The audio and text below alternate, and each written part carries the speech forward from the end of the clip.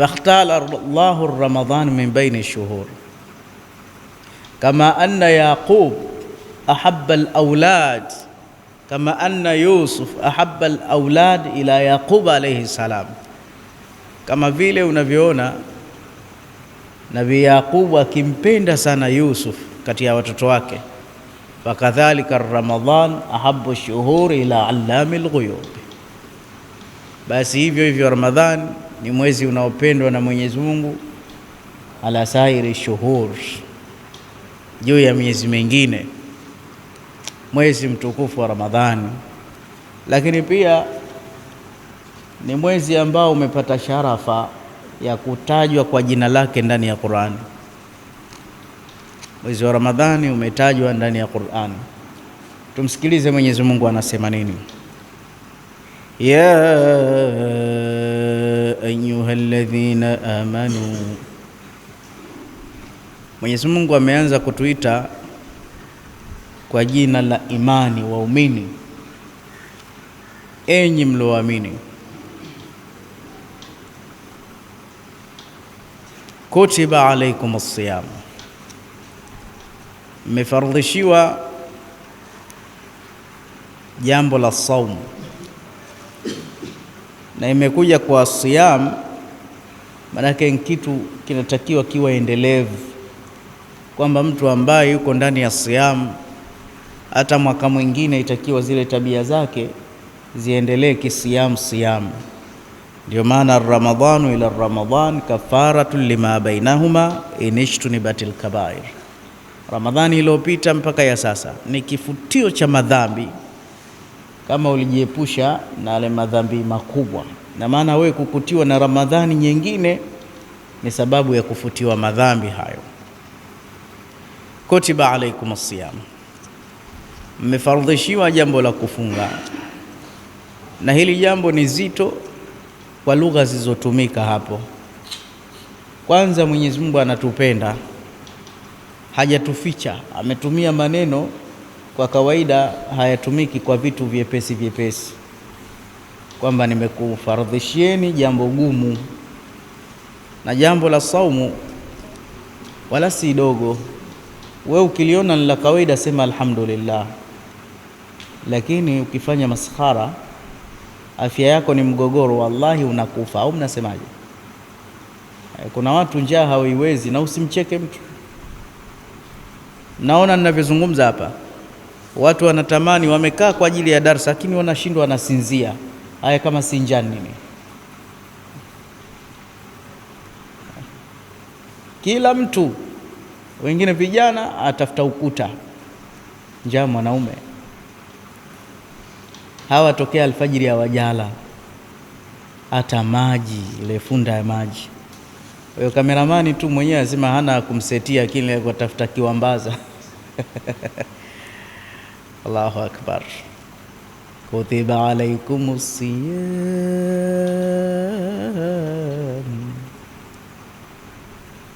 ndio saumu hiyo, chuma hicho, mashallah. Kutiba alaikumus siyam, mmefardhishiwa kufunga. Kwa lugha fupi, mmelazimishwa.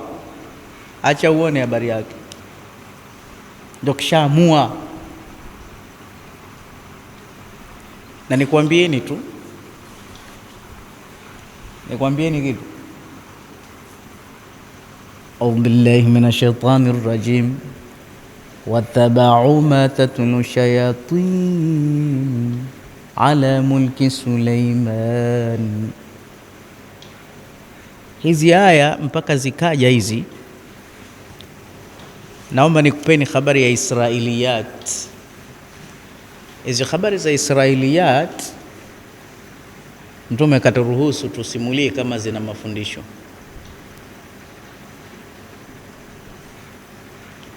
Anasema hadith an bani Israil wala haraj, elezeni lakini msinzulie. Kwa kifupi, mpaka hichi kisa kuja, inaeleza malaika wa Mwenyezi Mungu walihoji, hivi hawa binadamu hasa wanalipi? Mbona wanakuasi tu, hawajui ukali wako, hawakujui ulivyo, hawajakusoma. Mwenyezi Mungu akaambia malaika, tena wengine wananijua kuliko nyinyi mnavyonijua, wamesoma mavolume na mavolume ya vitabu. Sasa kwa nini wanakuasi? Ambia wanaasi kwa sababu ndani yake nimewaekea nafsi. Ndio maana siku Mwenyezi Mungu alivyotangaza kullu nafsin dha'iqatul maut, kila nafsi itaonja umauti.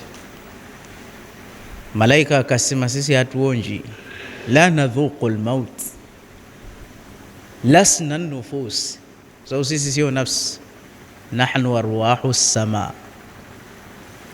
sisi ni roho na malaika ni roho. Hatuwezi kufa sisi. kullu man alaiha fan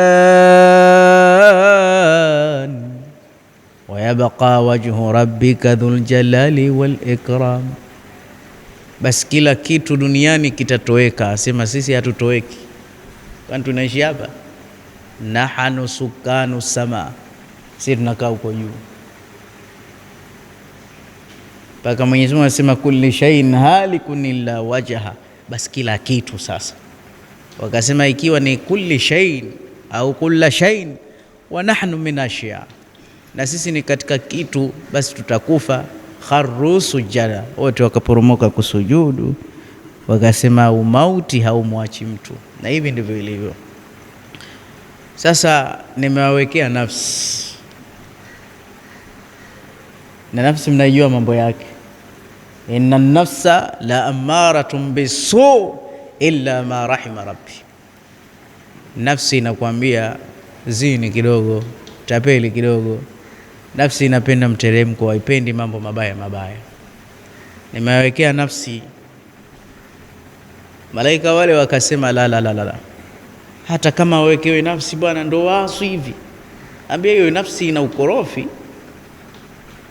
nafsi ina matamanio, watamani. Wao wana duburi, wao wana dhakari, wao wana mdomo, wanapua taka kunusa, wana miili wasikia joto, lakini nyie roho tu. Hamna maumbile. Wanawake si malaika, sio wanaume wala sio wanawake, na wala hawali chakula malaika.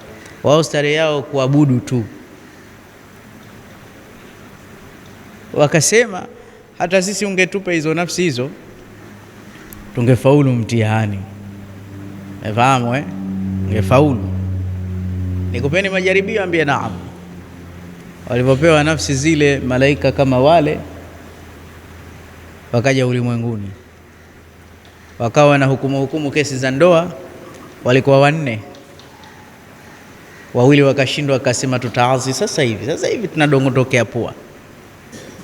2 wakabakia, Haruta wa Maruta, wameumbwa maumbile kisa refu. Baadaye walitatizika, wakafeli. So ya nafsi zinataka kula, nafsi zinataka kunywa. Mwenyezi Mungu hizi nafsi alivyoziona zina tabu. Sasa hizi nafsi zilivyoumbwa kutokea alami la ruha, ulimwengu wa roho, Mwenyezi Mungu akaliuziliza, eshana, hebu niambieni nyie nafsi mimi nani? Nafsi ina asili ya jeuri, inaweza ikampita mtu bila salamu, ikaambia anta wewe, si ndo wewe unaniulizaje? Mabwana, nafsi zina ukorofi. Ngoja nikumalizie kisa, tulikuwa sitaki kumaliza, lakini ni Israiliyati. Na habari za Israiliyati, Mtume anasema la tusaddiquhum wala tukadhibuhum, msiwaamini na wala msiwapinge. Inawezekana wanaoyasema ya mitume hasa, asema malaika wale waliumbwa zakari nzuri, Sasa katika hali hiyo, katika kuhukumu ndoa Iraki, watoto wazuri wanakuja pale. Akaja binti mmoja mzuri asema, mimi mume wangu nataka kuachana naye, mkorofi sana, niachanesheni naye. Ambia sawa. Ambia lakini akija hapa atakupigeni, ni mkorofi. Kweli yule mtu alipokuja kaanzisha fujo, kapiga watu pale, akatolewa hukumu ya kulala lock up. Lakini mke ni mke, akasema huyu simwachie, kimwachia tu atakuja kunisumbua. Sasa unatakaje? Mumue? Tumue kwa kesi ya ndoa. Ambia mkishamuua mtabaki na mimi, amnipendi mimi? Sawa na nafsi. Basema hilo la maana. Basi ikatangazwa hukumu yake kesho kwenda kusulubiwa. Kesi za enzi hizo ni kusulubishwa. Watu wanahoji, kugombana na mkewe tu anasulubishwa? Kumbe kuna kitu nyuma ya pazia. Kaenda kusulubishwa. Aliposulubishwa msalabani kafa. Sasa wale wenye nafsi zikapeleka, natoa mfano wa nafsi. Sasa tushamaliza kazi, vipi? Ambia sawa, nipo tayari na mimi mrembo, lakini nyinyi mko wawili, sasa mtanichangiaje? Tawezekanaje? Asema basi hapatikane mmoja. Ambia sote sasa tunataka dada, sote tunataka. Nafsi, unajua matamanio, kuna kitu kinaitwa spams. Waarabu wanasema ikisimama dhakari ya mwanaume huwa yanqusu aqluhu, akili hazifanyi kazi sawa sawa. Zishasimama tunataka tu hivi hivi. Akasema basi nitakupeni kitu kinachoitwa khamrun, pombe. Mkinywa hii tunavurugikiwa vichwa vyote, takuwa kama wanyama hatuna haya. Wakanywa tembo lile. Baada ya kunywa wakashiriki jambo lile. Sasa wamelewa, walikuwa ni wema, wamekuja kama mtihani, na walikuwa kiulizwa na watu, nyie mnakaa wapi? Tunasema sisi tunakaa nyuma tu. Kumbe sio, wana dua yao, wanaenda kulala mbinguni. Sawa, shalewa, wapoloji, jamani kushakuchwa, mimi naondoka nyumbani, na nyinyi? Ala, sisi tutaenda. Kwani mnakaa wapi? Sema sisi tunakaa mbinguni. He, kwani nyie kina nani? Sisi malaika. Haya, mnaendaje? Sisi tunasoma dua hii, tukisoma huyo, tusomesheni hiyo dua. Wakamsomesha yule mwanamke, akaisoma, akapaswa yeye, wao akabaki. Na alipofika naye mbinguni kule, akakamatwa, akageuzwa nyota ile ya Zuhura, ile Venus, aqwabul kawakib ila dunia, nyota ipo karibu na ulimwengu inawaka. Israiliyati la tusaddikuhum wala tukadhibuhum. Sasa hizi nafsi zikawa zinamjibu Mwenyezi Mungu hovyo hovyo, akazitia kwenye jela ya maradhi, kapigwa na homa, bado ikawa ina jeuri, akaingiza kwenye jela ya shida, jeuri, lakini baadaye akaingiza kwenye jela ya njaa. Siku mbili tu ilivyokosa kula, ikasalimu amri. Wake zetu wakiwa pale nyumbani wanakula kidogo, jeuri. Ukimwacha kidogo, kuna ile embu nenda kidogo nyumbani. Sasa akifika pale nyumbani mambo hayakai vizuri, pana shida kidogo, analia, akamwambia nishajifunza njaa ile. Adui yako muombe njaa. Mwenyezi Mungu alivyoiona nafsi ilivyoingia kwenye njaa ikawa nyonge, Mwenyezi Mungu asema man anta, niambie mimi nani? Asema anta rabbi wa ana abduka dhaif, wewe ni Mola wangu na mimi ni mja wako mnyonge mwenye shida kama mimi. Akaona hii imesalimu amri. Mwenyezi Mungu akaona kila mwaka atuletee mwezi wa njaa. Ndio wanasema wataalamu wa saumu haqiqi yusibu albatni wa yathiru alqalb. Saumu ya sawa sawa inaumiza tumbo, ile sio saumu ya uongo uongo mara umekula. Maana saumu ziko za aina nyingi. Waliokuwa kabla yetu sisi walikuwa kifunga, tutaambiwa, lakini walikuwa mwingine anafunga mkate tu, anafunga maziwa tu. Lakini sisi asubuhi mpaka jioni hakuna hata maji, ndio maana watoto hawawezi. Usione kama kutiba ala alladhina min qablikum, wakajua walikuwa wanafunga. Hawafungi hivi, walikuwa wanafunga kabla yetu sisi, hasa kama sisi ni mitume watatu tu, Nabii Musa, Eliasa na Idris. Tena saumu zao zaidi ya sisi ilikuwa alwisal, hakuna kufuturu. Nabii Musa akifunga mpaka siku 30, na mtume saumu hizi alikuwa akifunga siku 6, siku 7 bila kufutari.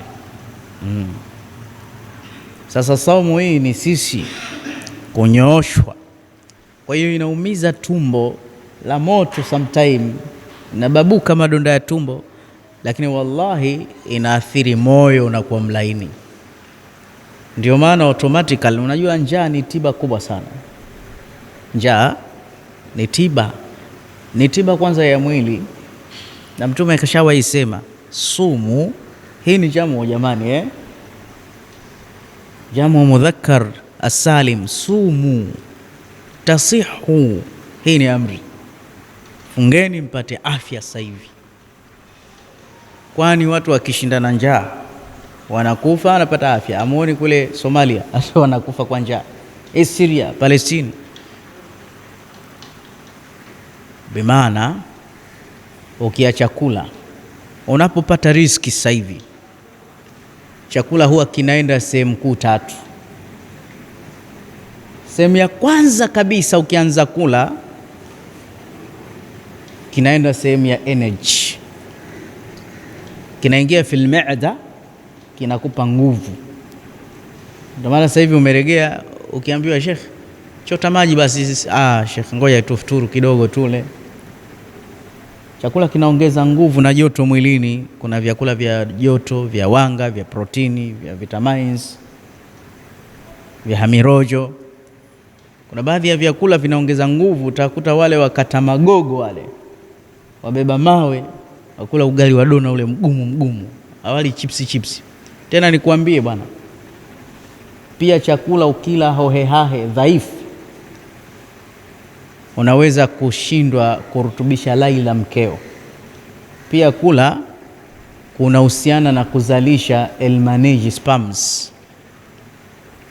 Angalia watoto wa kisahaba wanacheza tenisi, ikaruka mmoja kapiga mpira ukaenda mpaka kwa mtume na sahaba zake. Mtume asema mtoto wa haramu atakuja kuchukua hichi kipira hichi, na kweli akaja mtoto. Sahaba mmoja akashtuka, ya Rasul, mtoto wangu wa haramu tena? Mtume naam, wewe mtoto wako wa haramu. Haya, kulikoni? Ambie ulipita kwenye shamba la mtu, kuna pela limedondoka, ukalichukua lile pela ukalila, likaenda kutengeneza gameti ume, ukamwingilia mkeo, ikapatikana kule. Kwa hiyo pia lishe ikikosekana, mtu anaweza akashindwa hata kujamii mke wake. Kwa hiyo sehemu ya kwanza chakula kinaenda kwenye energy, na nyie wote ni mashahidi. Sasa hivi usingizi huu si sasa hivi kwa sababu mjala, kwamba mwili wako umekosa nguvu na kwa dhaifu kila saa hivi. Na sasa hivi nikikwambia ukimbie, kichwa kinauma. Sehemu ya kwanza. Sehemu ya pili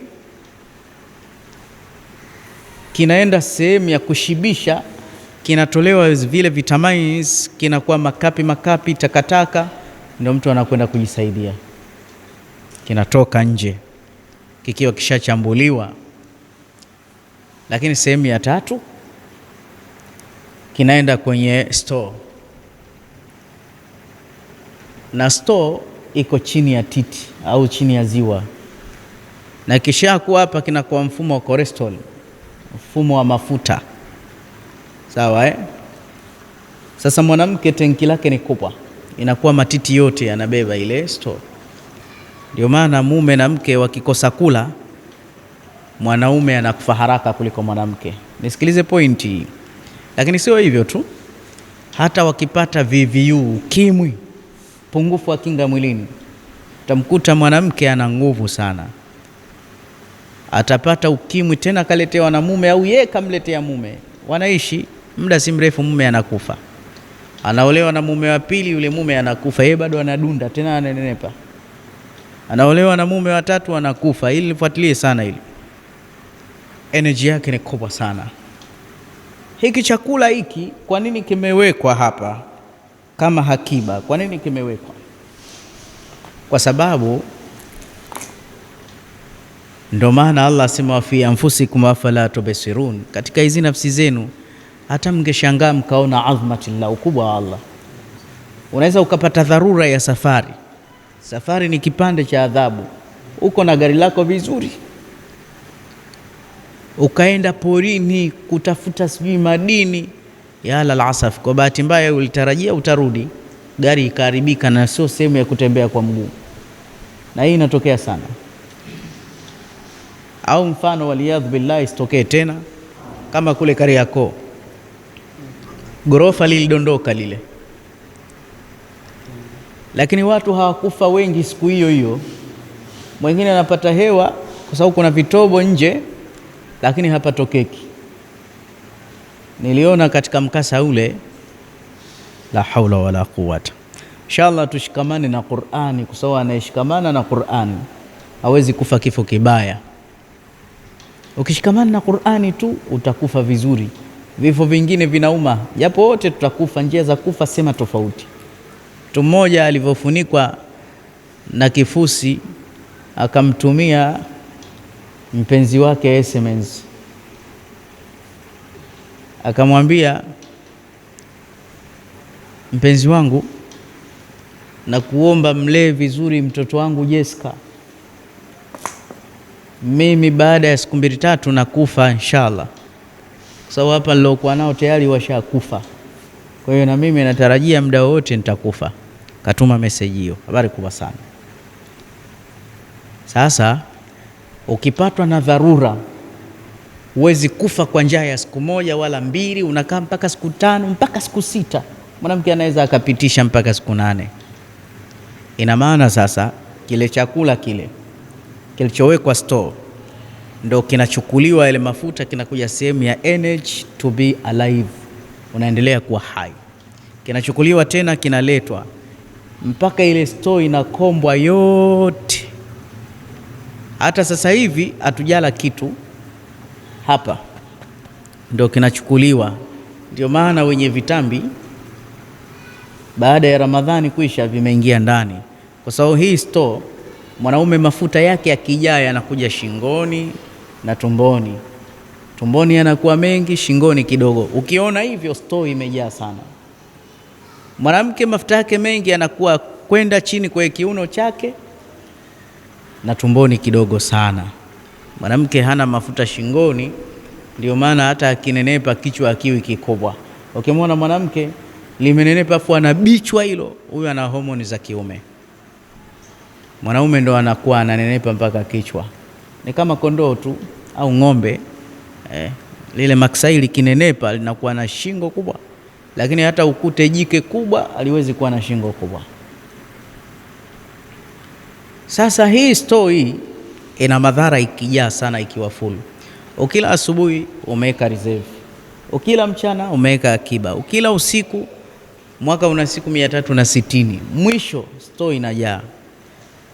Na store hii kumbuka ipo moyoni hapa, ikishajaa inaanza kuzunguka moyo. Moyo unakuwa na cholesterol, unajaa mafuta, mishipa ile uruq, mikubwa ya moyo. Sasa moyo ukishazungukwa na mafuta, ukisukuma damu unasukuma kwa nguvu, na ukishasukuma kwa nguvu haurudi pale pale, unatanuka ule moyo. Unakuta unapata BP, kitembea kidogo unachoka. Ndio maana utakuta watu wanene mabonge, akikimbia kidogo anahema, mnamcheka. Moyo wake unafanya kazi, unazidiwa. Lakini mtu mwembamba anakwenda huyo anakwenda sana. Naam, anajiweza. Sasa Mtume alivyoona hili asema sumu tasihu, hii itakuwa hatari moyo kutanuka, fungeni mpate uzima. Itokee mwezi usile, asubuhi ujala, mchana ujala, kinachukuliwa cha store kinapunguzwa, Muislamu afya yake inakuwa mzuri tu. Bado akatuongezea yaumul ithnain wal khamis, ayami usbu, zile siku 2 za wiki funga, ayamil baydh, zile masiku meupe pia unafunga. Hii inasaidia. Lakini pia angalia kwenye sala nini, cabbage, kachumbari, maminyoo mangapi yamejaa. Minyoo tunayo, minyoo ni hatari, saa nyingine inatokea mpaka puani, unashindwa kupumua, unakufa. lakini asubuhi minyoo inasubiria ule auli, unasikia inalia tu, tutapewa mchana kitu, mchana auli, labda baadaye kidogo saa 10 atakula, huli. Pia mada sama, masumu mengi, mapoizoni yanaondoka, na diet ni afya. Wanasema kuna mtu mmoja alikuwa Masri, alikuwa na appendix au na matatizo mengine, akaenda kwa daktari. Alipofika kwa daktari akamwambia, haya maradhi yako yahitaji amaliyan, huwezi kupona, sharti ufanyiwe operesheni. Akasema, dokta, baini wa baina Ramadhani yaumain, kama lazima nifanyiwe amalia, kumebakia siku 2 utaingia mwezi mtukufu wa Ramadhani. Kama hakuna njia ya kuniponyesha, wacha nikafunge Ramadhani, alafu ikishaisha nitakuja kufanya upasuaji. Ambia hewallah, akafunga Ramadhani yote. Ilivyokwisha intahati alqadhiya, anamwambia nimekuja kufanya upasuaji. Akamfanyia tahlili, akamfanyia mikiali, akamfanyia vipimo na hadubini pamoja na darubini na ultrasound, akakuta ni maradhi hamna tena. Akambia, ayin tabibun raja'atahu, hivi wewe mganga gani hasa umemfuata? Wa aina saidaliyatuhu, na hiyo kliniki yake iko wapi? Maana maradhi yako haya hayaponi, sharti upasuliwe. Sasa huyu dokta alokupa hizi dawa hizi ni dokta mahir sana. Asema, raja'atu tabibun ismuhu Ramadhan. Basi kama nimepona alhamdulillah, nilimfuata daktari mmoja anaitwa Ramadhan. Asema, aina iyadatuhu, iko wapi kliniki yake? Aina saidaliya, iko wapi kliniki yake? Asema, mawjudun fil Qur'an, kutiba alaykum as-siyam war-rasul yubayyinuna al-mustafa sumu tasihu. Ile mzungu asema, ashhadu an la ilaha illa Allah wa anna Muhammadar rasulullah. Kwa hiyo si maneno ya uongo. Kwa hiyo saum inaturekebisha, kwanza inaathiri tumbo kweli, lakini pia inaathiri moyo. Ndio maana leo mmekubali kukaa msikitini msikilize, lakini mnakubali kusali tarawehe, mnakubali kufanya kila kitu.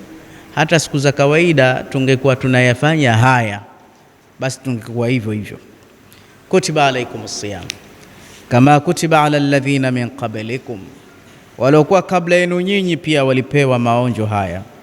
Lengo, la'allakum tattaqun, mpate kuwa na uchamungu. Na uchamungu ndio kitambulisho pekee cha kutuingiza peponi. Ayyama ma'dudat, saumu hii ni siku chache, sio siku nyingi.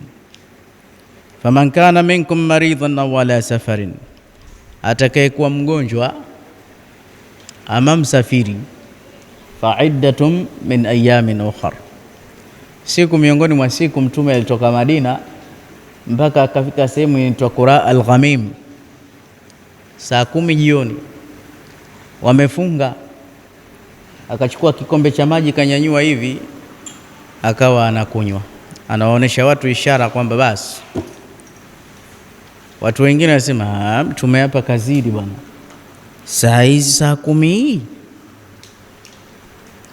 Akaambia, ya Rasulullah, kuna watu hawajafungua kama wewe. Mtume amesema, ulaika usat, wote hao wameasi. Inna Allaha yuhibbu an tutia rukhsahu, Mwenyezi Mungu anapenda watu wakachukua zile rukhsa alizozitoa, vile anavyopenda kama anavyochukia watu kwa maasi. Kwa protokoli hii, ukiwa safarini ukifungua ni bora kuliko ukiendelea na saumu, na hii ndio hali. Mwenyezi Mungu anapenda watu wawili, wale wanaosafiri qasaru salatihim, wanapunguza kidogo sala, wanazikusanya, na wale ambao wakisafiri basi huftari, ile kula mchana ile. Na ukiwa umekula mchana na mambo mengine ruhusa, kama una mke, kwa sababu kinachokuzuia kinachokuzuia hakiko tena, kwa sababu wewe ni muftir. Kutiba alaikumus siyam. Mtu ambaye ni msafiri atalipa siku nyingine, au mgonjwa kama ni mgonjwa wa kupona. Wala alladhina yutiqunahu fidyatun ta'amu miskin, na wale wazee ambao hawezi funga maisha watoe sadaka ya kumlisha maskini. Kila siku moja amlishe maskini mmoja, na anaweza akakusanya, mwezi una siku 30, akaitoa yote kwa siku moja, pia anaweza akafanya hivyo. Faman tatawwa khairan fahuwa khairul lah wa antasumu khairul lakum in kuntum ta'lamun. Pamoja na dharura zote hizi, jambo la kufunga ni bora kama mnajua. Shahru Ramadhana alladhi unzila fihi alquran. Na hapa kuna hukumu kidogo Mjamzito akiona anapata shida afungue, lakini aangalie nia yake. Kama amehofia kitoto atalipa na fidia, kama amejihofia mwenyewe atalipa bila fidia, na mzazi hukumu yake ni hiyo hiyo, anayenyonyesha. Mwezi wa Ramadhani umeshushwa ndani yake Qur'an, hudan linnas, ni instruction, ni mwongozo kwa watu. Sawa Qur'ani inatuongoza mambo mengi. Si mnaona jinsi ya kuacha, jinsi ya kuoa, jinsi ya mirathi, si mnayaona haya, jinsi ya kutendeana wema. Hii ni taa kwa watu. Wabayinatin minal huda wal furqan, na wallahi ni ubainifu, inapambanua uongofu na inaweka wazi haki na batili zote. Sasa faman shahida minkum shahra ay minkum al-khabara, mtu ambaye atakuwa katika mji amepata habari ya mwezi, hukumu yake faliyasum, lazima afunge. Fa'u talabu. Wa man kana maridan, lakini mgonjwa, au ala safarin, au msafiri, fa'iddatun min ayamin ukhar, siku nyingine atalipa. Yuridu Allahu bikum al-yusra wala yuridu bikum al-usr. Haya yote Mwenyezi Mungu kutoa ruhusa kwa sababu anatupenda, anataka kutupa wepesi, hataki kutupa uzito, kwamba hata bwana unaumwa utafunga tu, hapana. Kwa hiyo anayeumwa anavumilia na saumu juu lake, lakini ruhusa imetoka Unasafiri njiani humo mmejaa nyama, gari lenyewe kimeo, fungua bwana wewe ule, unayo ofa hii. Unakaa tu hivi, gari lenyewe linarushwa, tabu yote ya nini? Mwenyezi Mungu hataki kutupa uzito. La tushaddidu dini, usifanye dini ngumu, usiwe darweshi. Darweshi ni mtu ambaye ana hamu sana ya dini, lakini bahati mbaya haijui. Unapata shida. Tena Mwenyezi Mungu anasema walitukmilul iddata. Hii pointi muhimu sana jamani, kamilisheni idadi ya saumu. Kuna watu akifunga 10 anaachia na relax. Saumu ulioiacha kwa maksudi, kosa lake kubwa. Na saumu hazitaki mchezo. Mchana wa Ramadhani ukimwingilia mkeo tu, unatakiwa ufunge miezi 2 mfululizo, si mchezo. Yani mfululizo. Wala tantakil min asiyami ila raqaba. Ilikuwa kwanza uache huru mtumwa, sasa hivi hakuna watumwa. Basi ufunge miezi 2. Huna uwezo, sijui ndio utalisha maskini 60. Kwa hiyo kinachotakiwa lazima ukamilishe idadi. Walitukabbirullaha, mumtukuze Allah. Shahadu an la ilaha illa Allah nastaghfirullah. Zote hizo zinaingia. Ala ma hadakum wa la'allakum tashkurun, katika alokuongoeni penginepo mkashukuru. Wa idha salaka ibadi anni fa inni qarib, wakikuuliza waja kuhusiana na mimi, basi siko mbali. Ujibu da'wata da'i idha da'an, najibu maombi ya wanaoniomba watakaponiomba. Faliyastajibu li, waniitikie. Kisikia hayya ala sala, njoo kwenye sala. Waliyuminu bi la'allahum yarshudun, na waniamini. Aya hii vile vile inatusisitiza kwamba tujitahidi kumwomba Allah, kwa sababu kipindi hiki dua zetu zinakubalika na hii ni ruhusa. Uhilla lakum lailata siyami rafathu ila nisaikum, usiku wa saumu tunaruhusiwa kufanya tendo la ndoa, tuchanganyike na wake zetu. Hunna libasun lakum antum libasun lahun, wao ni vazi letu, sisi ni vazi lao. Ukiwa ndani ya ndoa mmevaana. Alima Allahu annakum kuntum takhtanuna anfusakum fataba alaykum wa afa ankum falana bashiruhunna. Aya hizi zinatuashiria tuwaendee wake zetu usiku wa saumu. Aya hizi zinatuashiria usiku tule chakula futari pamoja na daku kwa ujumla. Waislamu, leo chungu sijui cha 6 hichi cha 7, saumu zinaenda mbio kweli kweli. Mtume sallallahu alaihi wasallam anasema man lam yada qawla zur wal amalu bihi, yule mtu ambaye anafunga lakini ile saumu yake haijamzuia na uongo na vitu mfano wa hivyo, usengenyi, Mwenyezi Mungu hana haja na saumu hiyo. Unamwona kameramani mmoja kainama hivi chini, usingizi, saumu. Mwingine anatingisha mguu, mwingine, kila mmoja kakaa staili yake. Njaa. Sasa njaa kama hii alafu uambiwe hujapata chochote, si mtihani? Uzuri Mtume sallu ala Muhammad, sallu ala nabii, lazima tumtakie rehma sana, kwa sababu angetufichaje? Wewe unaongopa tu, kumbe haba manthura. Mtume kakwambia mapema, hii ni kibarua bwana. Ukiwa muongo unatwanga maji kwenye kinu, na Mungu hana mchezo. Una ukoo kwa Mungu, we anakukataa tu. Sasa Mtume asema man lam yada qawlu zur, na uongo sasa hivi kama maji. Mtu ambaye hajaacha kufake mambo, kama wewe umefunga lakini mwongo, Mungu hana haja kuacha chakula chako bure. Utajiona umefanya kazi kubwa, na watu wengi ndo zao, akifunga karata haachi, bao haachi, na maneno ya ajabu. Hapo nimekuoa, hapo tumefunga harusi. Wewe ulofunga unaweza ukaongea vilma kama hivi bana? Unajua neno tu lile linakutafsiri wewe ni nani. Lakini mbali ya hivyo, mtu alofunga hatakiwi matusi. Lakini mbali ya hivyo, kasiriko, muache kukasirika mkiwa ndani ya saumu. Lakini pia muache kusema watu.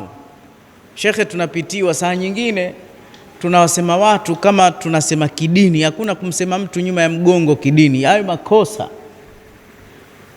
Idha dhakarta khisalan fihi faqad ghitabta, ukitaja mambo mtu anayo umemsengenya. Msisanganyane ndani ya Ramadhani, madhambi makubwa.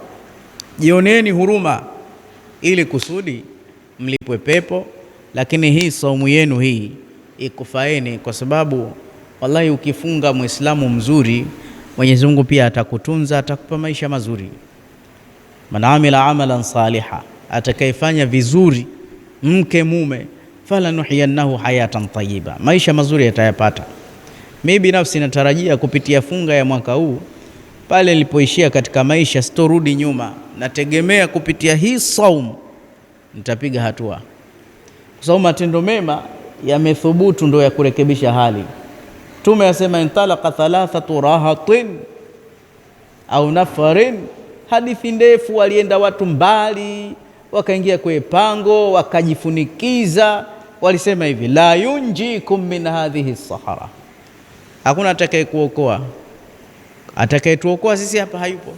Illa antad'u Allah bisalihi amalikum, ila tumuombeni Mungu faraja, uokovu kupitia yale matendo yetu mazuri.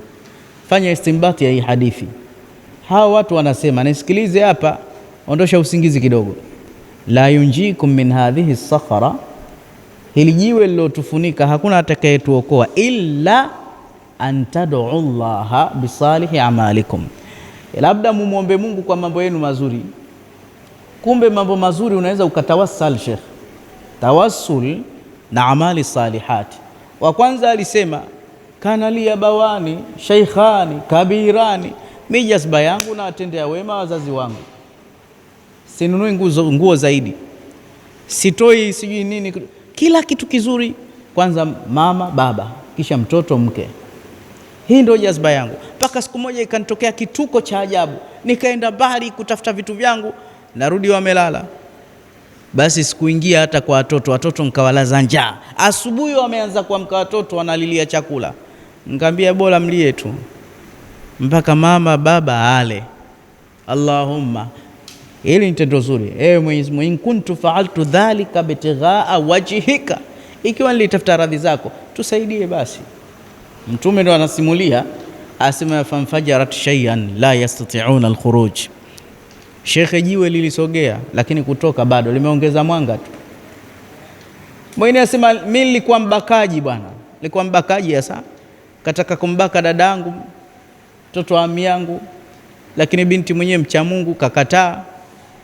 One day yes, kashikwa na shida na mimi na pesa zangu, nikampa kila kitu, nikamwambia fanya maarifa saa 10 njoo. Ambia nitakuja. Unajua pesa inalewesha. Kila hakika muda hujafika tu. Lakini nilivyokuwa juu ya kifua chake, tena mtoto bikra, nikasema leo inshaua. Alisema kauli moja, itaqillah wala tafudha al-khatima illa bihaqqi, acha kunitolea usichana wangu isipokuwa kwa haki yake, mwogope Mungu, mimi msichana we. Tena nikwambie bwana, ukimzini mtu tena ukamtoa msichana, wewe shekhe una balaa. Kila anayekuja kumzini unafungu, kila anayekuja akiziniwa na watu 100 una fungu la zinaa za watu 100. Hata kama hujamtoa bikra wewe, umeenda kulichukua lijimalaya, atakayekuja nyuma yako akimuuzia na wewe unapata, umefungua mlango mbaya sana.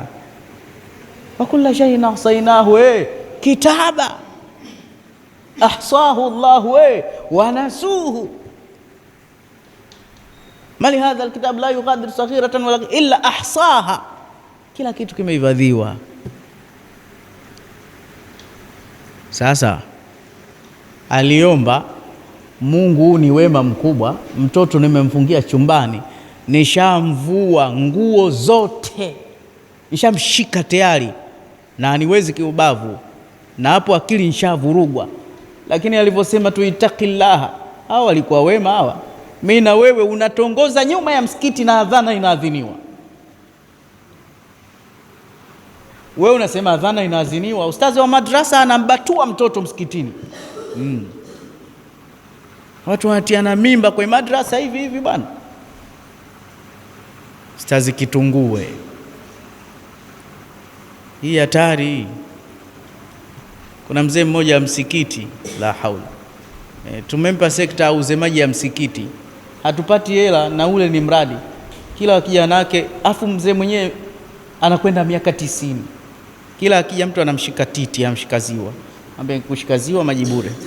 Basi si hatuelewi, kila watoto akifika babu babu wewe mtoto wa kuku ushakuwa kuwa. Kesho mpaka jioni mzee kaingiza 200. Mbona hela hamna? Na watoto nao wanapenda vitu, wanawake wanapenda vitu vya kuteremka. Mtu anaenda kabisa, haya wewe mzee shika hilo basi. Haya chota maji ya msikiti. Hatari. Sasa hawa mawali Mtume aliwasimulia, anaambiwa tuitakillah, katajwa Mungu kama kapigwa shoti, asema vaa nguo, ondoka bana, shamtaja Mungu. Habari kubwa sana. Sasa anamwambia Mungu, hili si dogo, kama nililifanya kwa sababu ya kutafuta radhi zako, tusaidie. Sasa mimi na wewe tunatumia njia ile huku kurauka usiku wa manane, unaanza kula daku. Mimi jana saa 10 mbio bwana, muda umeisha ujue sasa hivi. Nakula huku kusimama, najua asubuhi kuna kibarua, kapiga vitu vyangu pale, tokea asubuhi sijala. Mchana huo tunasomea watu bismillahirrahmanirrahim, takusomea baadaye niko hoi. Sasa hili ni jambo jema, alafu hapo unajizuia na uongo, hapo tunakuja kuswali usiku tena tarawehe. Basi na wewe itunze hii saumu, alafu baadaye mwambie Mungu, hizi siku 29 30 na kuomba nipe gorofa na mimi mjini hapa, nipe gari, niepushie madeni. Mwenyezi Mungu atafanya. Tutakuwa tayari inshallah. Fadhilillah, subhana rabbika rabbil izzati amma yasifun wa salamun ala al mursalina walhamdulillahi rabbil alamin.